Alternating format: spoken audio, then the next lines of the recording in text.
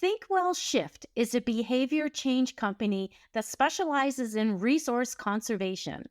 Located in Halifax, Nova Scotia, they create strategies and programs that encourage people to make lasting changes in their daily lives to conserve resources such as water, energy, and waste.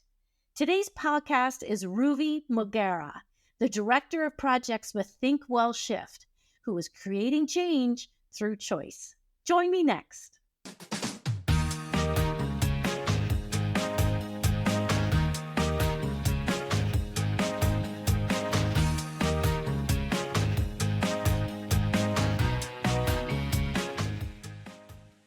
Hi, Ruvi. Thanks for joining me. Hi, Maria. Thanks for having me. I'm so excited to be here today. I know, it's just fantastic how I was reading about your company and you're doing a lot of amazing things around behavioral change. And that's where it Mhm. all starts. And tell us, about your commitment to conservation at Thinkwell Shift. Sure. So, Thinkwell Shift, like you said, is a behavior change organization that we are in resource conservation, energy efficiency mostly, but we like to, what our motto is making change through choice, which is basically giving people some control over their sustainable habits. It seems like, sustainability is the trend right now. It's been the trend for a little bit. And a lot of people don't know where to even begin. They feel like they don't have control because we talk to people who are like, well, what am I supposed to do when the big organizations are the ones who are doing the most pollution and affecting the climate change and stuff. So people are a little more hesitant about just diving in when they don't have enough information. So we now give people information and we break it down to a point that a regular person like you and I can understand. Not like the engineers or like anything high level, like break it down so they can just understand basic things they can do to be more sustainable. And we give them the choice. We're like, listen, we know, like it seems like it's a lot. There's so much going on. There's so much information being given to you. But let's try something as simple as small behaviors that anyone can do, like turning off lights when you leave a room, taking a shorter shower, turning off the faucet when you brush your teeth while you're just brushing your teeth. Simple things that they can control, right? And then from there, we build into bigger behavior things and then jump into like things that cost money because most people don't want to jump into spending money right away, right? Like, nobody wants to spend $2,000, $4,000 right away.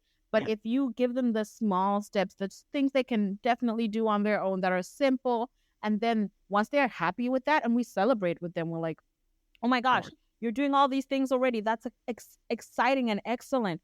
All right, awesome. You've got all this. Your house is energy efficient. You've got insulation in your house. Well, have you ever considered, potentially switching from oil heating to something else? Because these are big spenders and people are always hesitant to just spend this money without information. If all they hear is, oh, it's better for the environment. Yeah, but is it good for my pocket though, right? So we're giving people choice. And it's those small steps that add up, like you Exactly. just said. Now, I'm curious, what led you down to this career path of resource education and what led you to here? Honestly, it's such a funny story. I just, like I always say, I stumbled into energy efficiency. That's literally my phrase. I didn't know anything about it. And Same when I here. joined, I had no idea what it was. Like I used to hear the buzzwords and I'd be like, oh, there's something around sustainability, environmental education, energy efficiency, but I had no history on it. And so when I had my son, which would have been 2017, he was born really early and it was just such a traumatic experience, him being in the NICU. And so I knew I just needed a kind of job that would let me be able to just like literally leave the office and go deal with my son. When we were leaving the NICU and we were leaving the IWK, they did say he would need a lot of care. And so I just knew that I couldn't have a career that would get me stuck, let's say, in a lab. Because prior to that, I used to work in like labs and I used to do working with adults with intellectual disability. And you can't just leave, the house when you're taking care of someone. So I knew that I needed something that was a little more flexible. And so I applied for a job with Thinkwell Shift at that time, which was an entry level job. And it was just more around talking to kids about energy efficiency. And I was like, I like working with kids. Prior to that, I'd worked with the YMCA after school program. So I knew what it was like to be around kids and like, play with them and stuff. So it's like, I could do that. And I applied for it and I got it. And that's how I ended up in this career. My background is environment, like it's not even environmental education. I did bio and psychology in my undergrad. So I'm more of a people person than environmental education. That is really interesting because so many people in this profession are engineers or they have a technical science type background, mathematical, that type of thing. But there is an industry for in this sector for people like us who, because people need to be educated, people need to learn, and you don't have to have a science degree or an engineering degree to do it. So that's great to hear. So what advice would you give to somebody who is thinking about getting into this industry? Who's not scientifically inclined as much.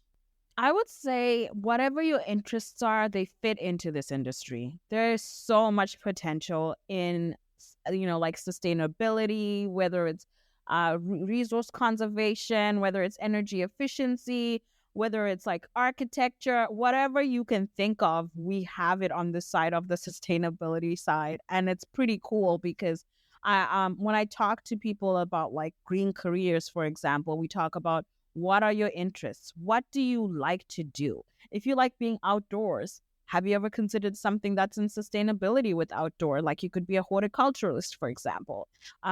If you like computers, have you ever considered like making things that are like the future, like so maybe like like how this Google Homes. I'm always like, if you're like really interested in things like that, maybe you can create something that reminds people, hey, don't forget to turn off the lights or whatever. Yeah. There's now like smart thermostats, stuff like that. So anything you are interested in can somehow fit into this world. Great to hear.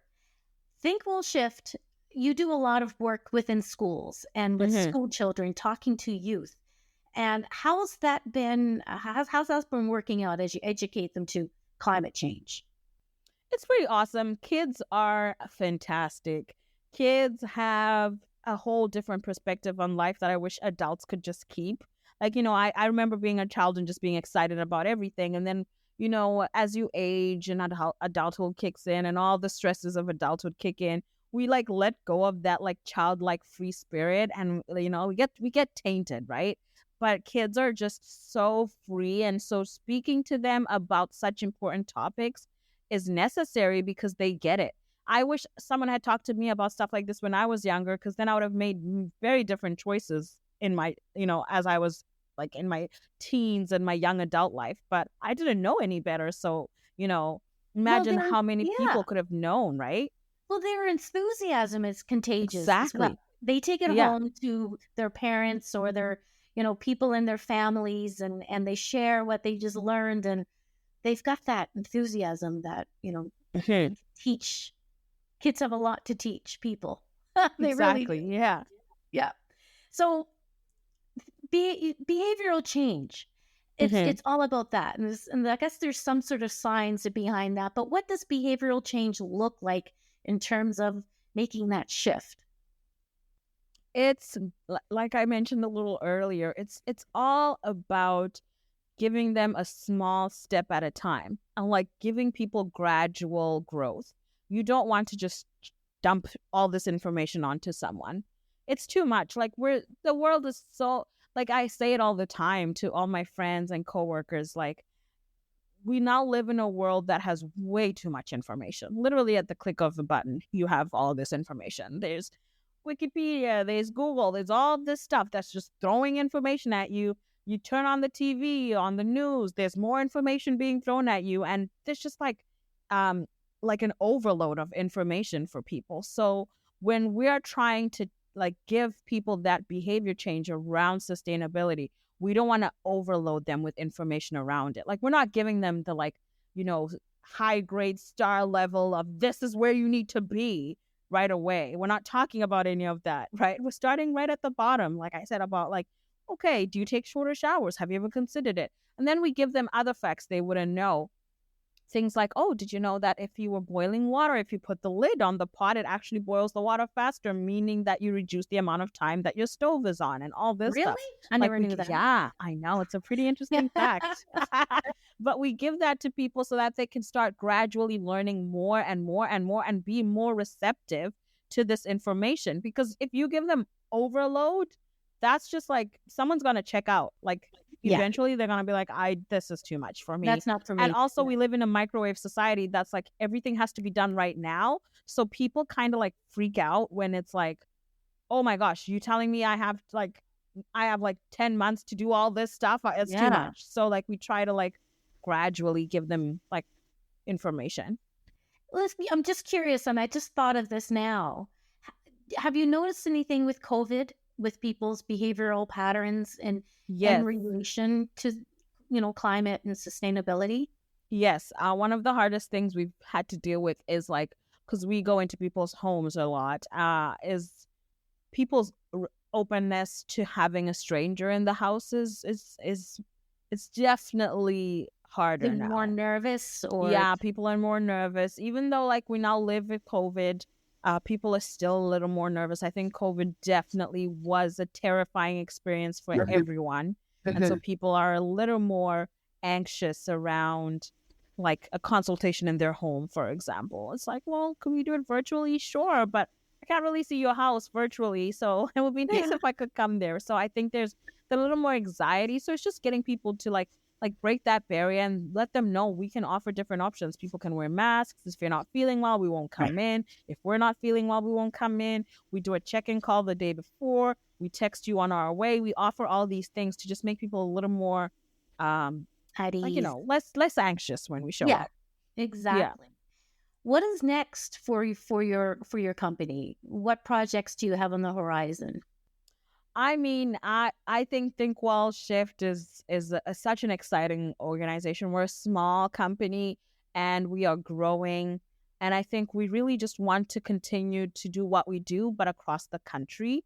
Because right Mhm. now we're very Nova Scotia focused because we are a small company. We have less than 25 staff, and so I think as we grow and like the name becomes more popular, we're hoping to put it across the country and just share what we know in places like Alberta and BC, and also collaborate with different organizations across the country that are doing similar things. I think that is the number one thing, is just we want to be Canada wide. Yeah, and that totally support that idea. And I know that you guys have a blog as well and a podcast that you do it with children. And we'll put that link up so people can check out the podcast, and which is really fun to listen to. It's with kids, so we'll Yeah. definitely give that a plug. Ruby, thank you so much for joining me today. It really is the little things that add up. It's so hmm important for us all to do. And wishing you guys all the best as you spread the word across Canada. And I'm going to help as much as I can in my own little way as well. So Thank take you so care. much, Maria. This was fun. Thank you. Bye. Bye. Change through choice. It's in all of us to do this. Take shorter showers, do what we can, flip off the light switches when we're not in the room, that kind of thing. It's all on the path to climate change and to being sustainable. I want to thank Ruvi for joining me today, and join me next time. And remember to subscribe or share this podcast with your friends and family or colleagues, what have you. I'm Maria McGowan with Reimagine Energy. Thanks for joining me today.